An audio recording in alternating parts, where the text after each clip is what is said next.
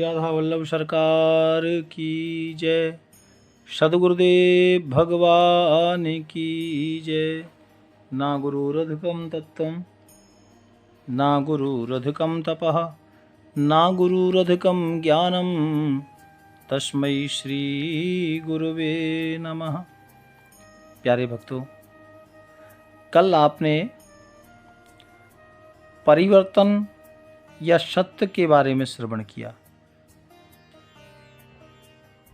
प्यारे भक्तों, नित्य नए सत्संग और नित्य प्रति महापुरुषों के सत्संग में, भगवान की कथा में कल जो आपने सत्य के बारे में सुना, वो परम सत्य के बारे में जाना, लेकिन साथ में मैंने परिवर्तन की चर्चा की। प्यारे भक्तों, परिवर्तन करना जरूरी है। विचार करो, विचार जीवन में करना ही पड़ेगा। जरा विचार करो, जब तक आप मरने वाली चीज में मैं करके बैठेंगे और देखना चाहेंगे अमृत, तो कैसे देख पाओगे? जब हम हर चीज में मैं करते हैं तो फिर उसमें अमृत की प्राप्ति नहीं है। हम अमृत को फिर देख ही नहीं सकते, प्राप्त कर ही नहीं सकते। प्यारे भक्तों, आप शरीर के कोने में बैठकर देशाशीष तथा साक्षात्कार कैसे करेंगे? यदि मेरे अंदर मद है तो हम शरीर के अंदर साक्षात्कार नहीं कर सकते। आप देह को मैं करके बैठ जाएं और ब्रह्म का साक्षात्कार नहीं हो सकता। जैसे कि अहंकार के घोड़े पर बैठकर यदि सत्य के स्वरूप का साक्षात आप करना चाहें तो कैसे करेंगे? यदि आप मान अपमान में पड़ जाएं तो सही सत्संग का लाभ कैसे ले सकेंगे? इसलिए सत्संग हमें ये सिखाता है कि जीवन में मान अपमान को नहीं देखना। शास्त्र विधि निषेध में वाक्यों को शासन करता है और वेदांत वाक्यों द्वारा सबका शंसन करता है। इसलिए मैं नित्य प्रति जो सत्संग संतों की कथा आपको सुना रहा था, आगे भी सुनाऊंगा, तो इसलिए मुझे बीच में वेदांत की बात लानी पड़ी, क्योंकि कुछ दिन जैसे संतों का, महापुरुषों की लीला सुनी, कुछ दिन भगवान की कथा सुनी, फिर बीच में थोड़ा वेदांत, फिर बीच में फिर अन्यत्र कोई और बातें, ज्ञान की बातें, शरीर की बातें, शरीर सुखी करने की बातें। ऐसे बीच बीच में समय समय पर हम ये चर्चा करते हैं। तो भक्तों, आज जो चर्चा है वो विचार की चर्चा है कि कल हमने जो सत्य के बारे में सुना, तो फिर जीवन में क्या विचार करना है, कैसे जीवन को जीना है। जहां अनेक शास्त्रों ने अन्य वर्णन का, सबने अपना अपना वर्णन सुनाया है या अवर्णन होता है, वहाँ शासन होता है। और जहाँ अपने आप आत्मा का वर्णन हो, वहाँ विधि निषेध की आवश्यकता नहीं होती। केवल इस कथन की आवश्यकता होती है कि तुम ऐसे हो और तुम वैसे नहीं हो। प्यारे भक्तों, इसीलिए मैं ब्रह्म हूं, इसका अज्ञान है और इस अज्ञान को मिटाने के लिए ही वेदांत की आवश्यकता है। क्योंकि हम ये शब्द मैंने इसलिए बोला क्योंकि जब तक हमको शरण नहीं मिलेगी, है ना, मैं का मतलब यानी मुझे अहंकार हो गया कि मुझे पूजा पाठ की क्या ज़रूरत है, मैं तो स्वयं भगवान हूँ, तो ऐसे भगवान नहीं मिलेंगे, ऐसे आत्मा का बोध नहीं होगा। समर्पण का श्रद्धा का भाव जब तक नहीं बनेगा, तब तक हमको सफलता नहीं मिलेगी। प्यारे भक्तों, अन्वय व्यक्तिरेक का नाम ही वेदांत है, अनुवृत्ति का नाम वेदांत है, पंचकोश निरूपण का नाम वेदांत है, अवस्था त्रय के निरूपण का नाम वेदांत है, पंचीकरण के निरूपण का नाम वेदांत नहीं है।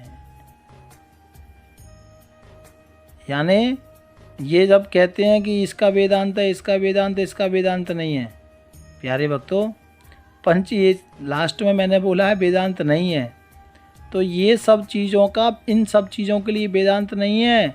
अपने प्रत्येक चैतन्य की ब्रह्म रूपता का निरूपण ही वेदांत की अपूर्वकता है। प्रक्रियाओं को, युक्तियों को, शांति या समाधि का नाम वेदांत ज्ञान नहीं है। प्यारे भक्तों, किसी शायर ने एक शब्द लिखा कि दिल और तूफान मन घबराकर मैं मर चुका होता, मगर एक यह सहारा है कि तुम मौजूद हो दिल में। हर जर्रा जर्रा चमकता है अनवारे इलाही से, हर सांस यह कहती है हम हैं तो ईश्वर भी है। जीवन में हमें श्रद्धा और समर्पण रखना ही पड़ेगा। अष्टावक्र जी का एक कथन है, मुझे याद आ रहा है, जिस व्यक्ति को वास्तव में मोक्ष यदि पाना हो उसे धर्म से भी मुक्त हो जाना चाहिए।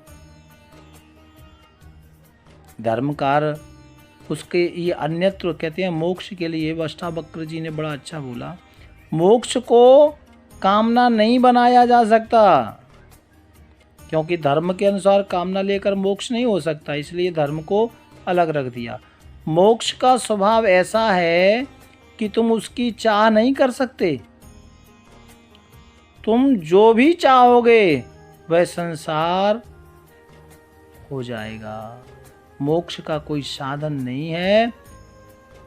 धर्म भी मोक्ष का साधन नहीं है, ध्यान रखना इस बात को। धर्म करने से, मैंने परसों चर्चा की थी, है ना, योनियों की, कितनी प्रकार की योनि है, तो उसमें पशु योनि थी, तो उसमें एक मानव योनि भी थी, है ना। तो ये धर्म कार्यों से अलग अलग, जब धर्म कार्य करते हैं तो अलग अलग सुख मिलता है ना, वैसी योनि प्राप्त होती है। लेकिन अष्टावक्र जी कहते हैं सत्य दिया नहीं जा सकता और लिया जा सकता है, सिखाया नहीं जा सकता, सीखा जा सकता है।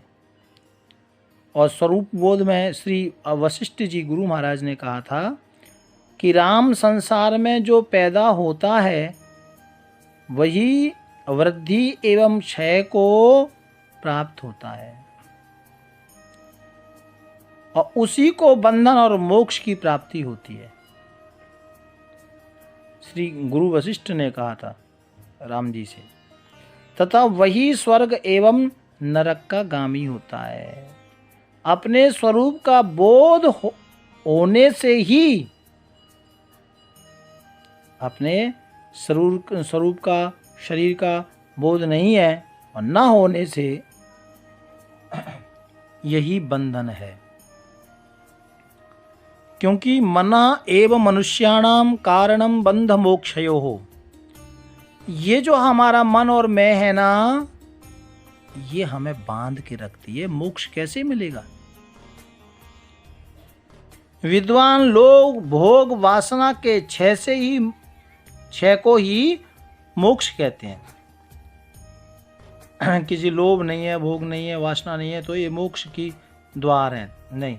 तथा विषयों में होने वाली सुदृढ़ वासना को भी बंधन बताते हैं संत ऋषियों ने।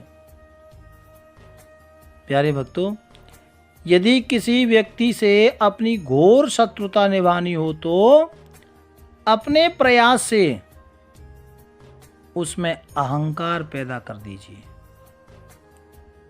शेषकार अहंकार स्वतः कर देगा, आपको लड़ने की जरूरत नहीं है। यदि किसी शत्रु से आपको बदला लेना है तो उसके अंदर दम आ जाए, अहंकार आ जाए, वो अपने आप बर्बाद हो जाएगा, आपको वो कुछ सोचने की जरूरत नहीं। यदि यही विधि का विधान है कि जो क्रिया हम करते हैं उसका फल भोगना ही पड़ता है। संसार की आशा ही बड़ा दुख है और संसार की निराशा ही बड़ा सुख है। आशा रखना अच्छी बात नहीं है। आशा ही परमम दुखम। आशा रखनी है तो भगवान से रखो। प्यारे भक्तों, सभी ग्रंथों, वेद सर्वोपरि उपनिषद, वेदों का जो सार है तथा उपनिषदों का जो सार गीता है, और गीता और वाल्मीकि रामायण में सार एक ही है, भगवत शरणागति। भगवत शरणागति। अतः श्री राम शरणम नमः, श्री कृष्ण शरणम नमः। बार बार प्रणाम आदि के समय से भगवान को वंदन जरूर करना चाहिए। बार बार प्रणाम आदि स्तुति अवश्य भगवान को कहना चाहिए। अपने मन की बात करना चाहिए भगवान से और समर्पण भाव भगवान के सामने लाना चाहिए। भाव प्यार से राधे राधे राधे राधे। राधा